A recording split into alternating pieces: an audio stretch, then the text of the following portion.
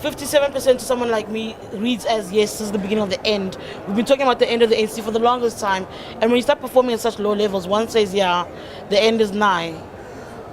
CD, if you don't live in South Africa and you don't have a history of where we were and the challenges that we were to face coming into this campaign, you will say that is a dismal, you wouldn't say it's a dismal failure.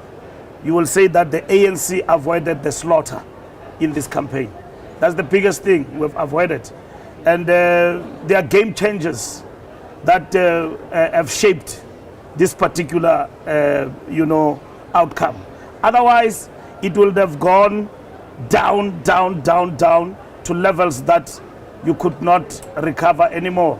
But at the present moment, from where we were, if you compare with 2016, which is the immediate, the ANC have recovered even in areas which we lost in terms of local government. And our people said, we can hear you, even in areas where they did not come out, they came out. Of course, we are affected, among others, by the big turnout. The turnout at 65% is not the biggest of turnout. No, it isn't. It is very low, and it actually affected also our numbers growing up and giving us a true reflection. But our people, irrespective, did come out and vote for the African National Congress. I want to go back into the actual campaign to find out what does it take actually to sell a machinery as big as the ANC, but also one as tarnished as the ANC. What do you put in mind? What do you put together when you're coming up with a campaign strategy ahead of elections? What did you take into consideration about how to sell the ANC to South Africans? The biggest thing was to define and design a wall-to-wall campaign. And secondly, undo things that make us to fall into the characterization that we're arrogant and we only look at ourselves and listen to ourselves, and that we're corrupt and all of that. So the wall-to-wall campaign is the one that says we work hard to ask people for their votes, and at the same time to go at length to walk in the streets, in the areas where they are deeply affected by issues of service delivery and so on. So we had a good phase of the campaign, as much as people tried to attack and so on.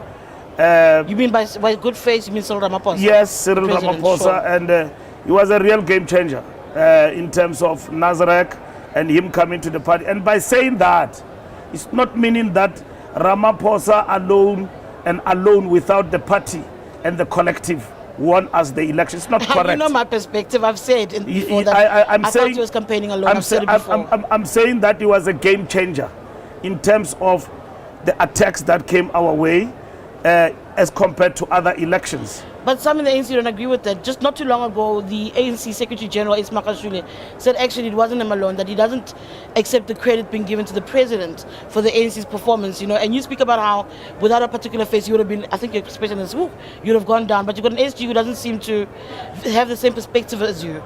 No, it is, you don't see I explained to the SG now. He understands perfectly. And I think sometimes how we put things, we come across as though somebody said it is Ramaphosa alone. What we're talking about game changers. Game changers. And if you talk about the game changer, the biggest in terms of the ANC, it is Nazareth and the president. The president probably could have been somebody else, and will still say the new lease of life in the ANC brought about this change of mind among the voters.